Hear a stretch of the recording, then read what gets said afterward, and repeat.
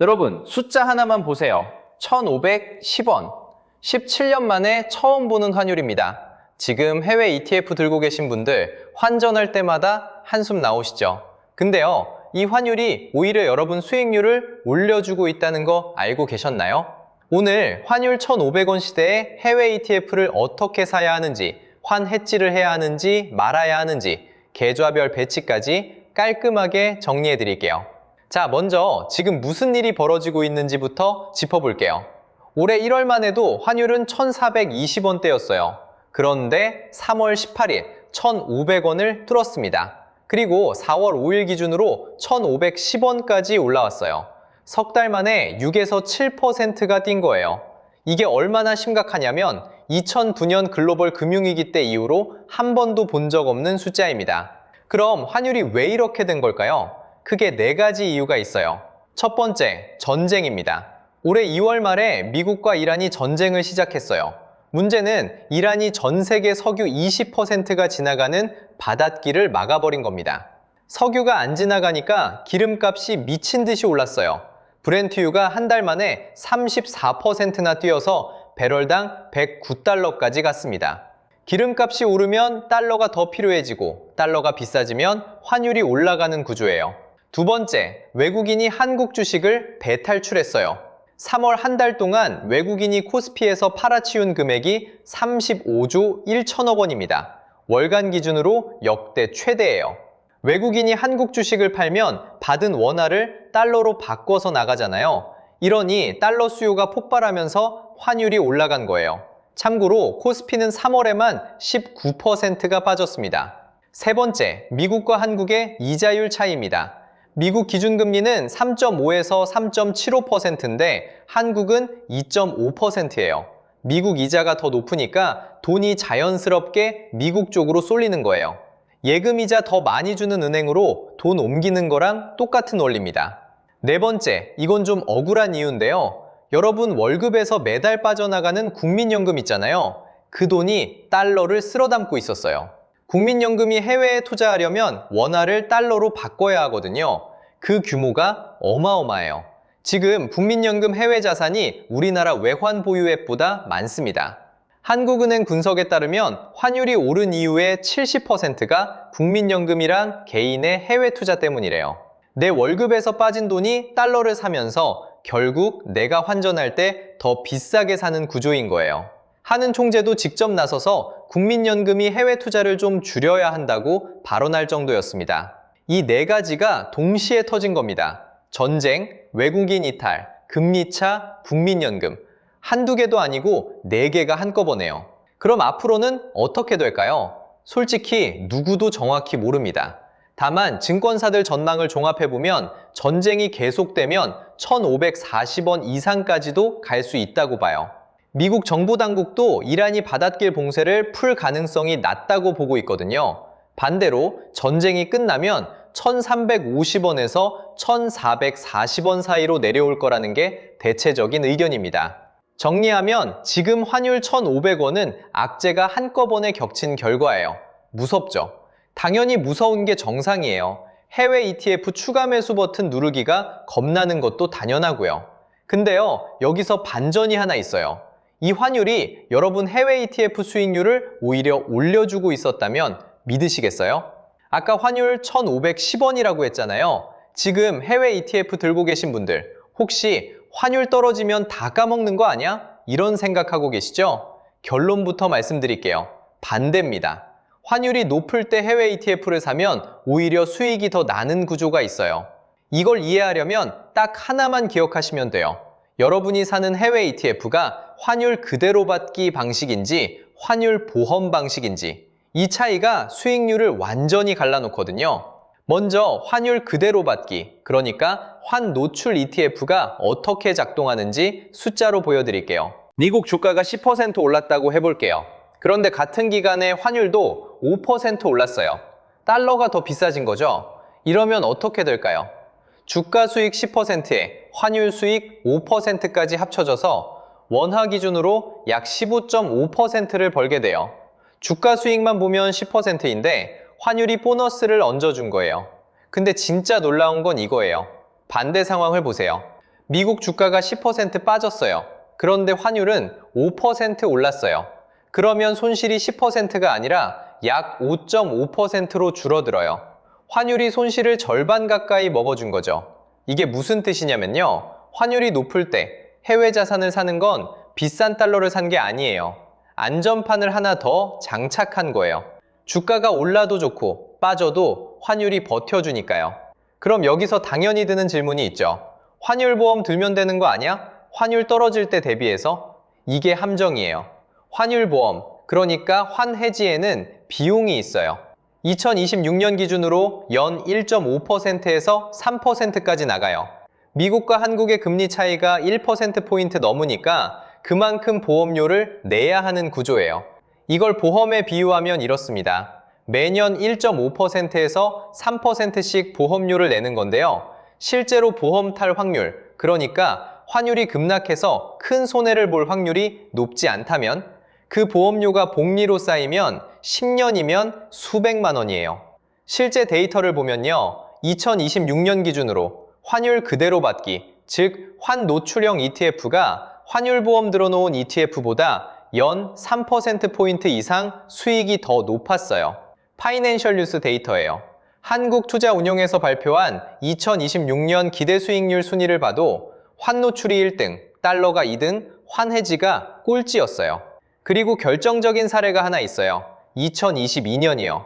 나스닥 100이 16% 폭락했을 때 기억나시죠? 그때 원달러 환율은 반대로 5% 올랐었어요. 그래서 환율 그대로 받기 방식으로 투자한 사람은 손실이 훨씬 적었어요. 주가는 빠졌지만 환율이 충격을 흡수해 준 거죠. KB에서 분석한 데이터예요. 자, 그러면 또 이런 걱정이 남죠. 지금 환율이 너무 높잖아. 나중에 떨어지면 그게 다 손해 아니야? 역사를 한번 볼게요. 우리나라 환율이 이렇게 치솟았던 적이 딱 3번 있었어요. 첫 번째, 1997년 외환위기 때 환율이 1960원 가까이 치솟았어요. 그 뒤에 어떻게 됐냐면요. 1100원대로 내려왔어요. 두 번째, 2008년 금융위기 때 1570원까지 올랐다가 역시 1100원대로 돌아왔어요. 세 번째, 2022년 강달러 시기 1445원까지 갔다가 2023년에는 1200원대로 내려왔어요. 세 번 다 같은 패턴이에요. 환율이 확 올라가면 시간이 좀 걸리더라도 결국 내려와요. 왜냐면 외국인 자금이 다시 들어오고 경상수지 흑자가 쌓이면서 달러가 풀리거든요. 그래서 지금 환율이 높을 때 해외 자산을 산 사람이 환율이 정상화되면 환차익까지 먹게 되는 거예요. 정리하면 이렇습니다. 환율이 높을 때 환율 그대로 받기 방식으로 해외 ETF를 사면 3가지가 동시에 작동해요. 첫째, 환율 상승분이 추가 수익이 되고, 둘째, 주가가 빠져도 환율이 방패가 되고, 셋째, 나중에 환율이 내려오면 환차익은 그대로 남아있고 그 사이 보험료까지 아낀 거예요. 자, 여기까지가 왜 환율 높을 때가 기회인지였고요. 근데 진짜 중요한 건 이제부터예요. 구체적으로 뭘 어떻게 사야 하는지, 어떤 계좌에 넣어야 하는지 바로 갑니다. 환노출 S&P 500 ETF, 국내 상장된 것만 해도 4종류가 있어요. 이 중에서 뭘 사야 할까요? 잠깐만요. 여기서 많은 분들이 실수하는 게 하나 있어요. ETF 고를 때 총보수만 보시거든요. 코덱스 미국 S&P 500 총보수가 0.0062%예요. 거의 공짜처럼 보이죠? 근데요, 이건 간판 가격이에요. 실제로 내가 부담하는 진짜 비용, 그러니까 총보수에다 숨은 비용까지 합친 걸 봐야 해요. 이걸 실부담비용률이라고 하는데요. 코덱스의 진짜 비용은 0.2281%예요. 간판 가격의 36배가 넘어요. 반면에 타이거 미국 S&P 500은 진짜 비용이 0.1387%로 가장 낮아요. 에이스가 0.1755%, 라이즈가 0.1587%예요. 쉽게 말하면 마트에서 같은 우유를 사는데 A마트는 간판에 100원이라고 써놓고 배달비를 2,000원 받고, B마트는 간판에 200원인데 배달비가 1,000원인 거예요. 총 지출이 적은 B마트가 이득인 거죠. 1,000만 원을 넣으면 타이거는 연간 약 14,000원, 코덱스는 약 23,000원이에요. 차이가 작아 보이죠? 근데 이게 10년, 20년 복리로 쌓이면 수십만 원 차이가 나요. 그래서 장기 투자할 거면 진짜 비용 꼭 확인하세요. 자, 이제 하나 더. 환율 자체에 투자하는 방법도 있어요. 코덱스 미국 달러 선물이라는 ETF인데요. 이건 원달러 환율이 올라가면 수익이 나는 구조예요.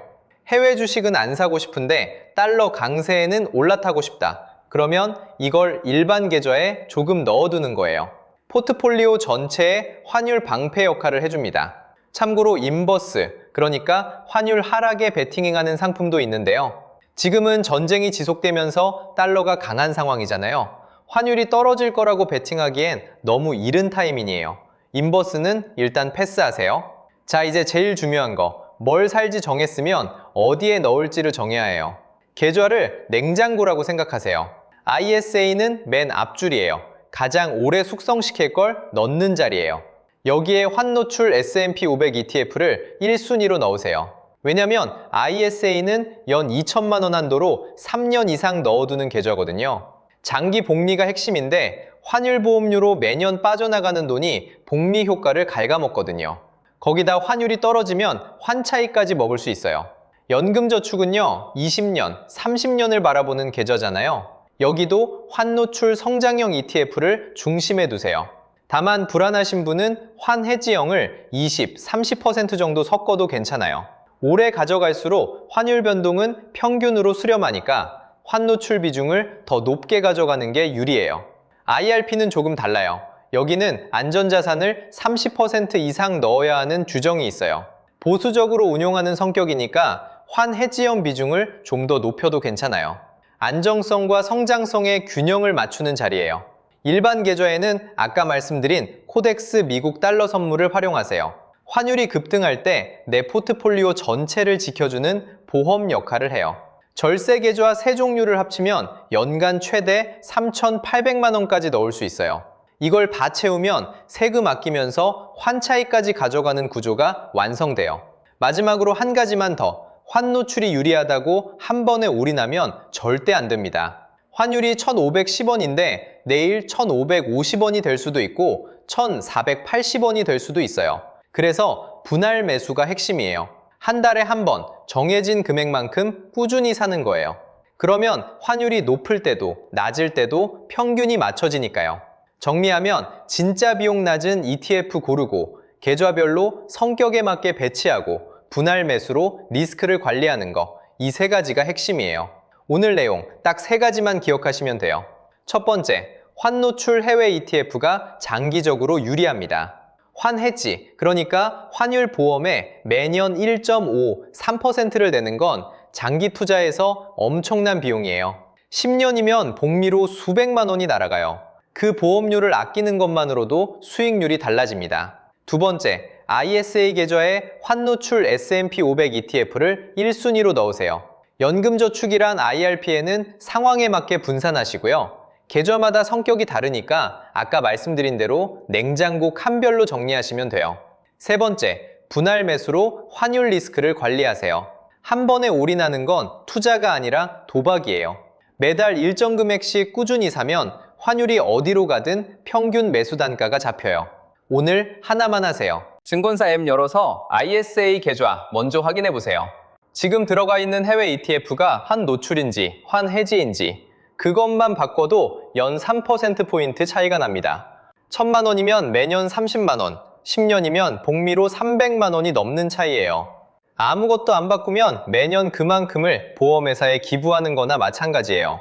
환율 무서워서 아무것도 안 하는 게 진짜 손해예요. 환율은 무섭지만 가만히 있는 건 더 무서운 거거든요. 오늘 앱 한 번만 열어보세요.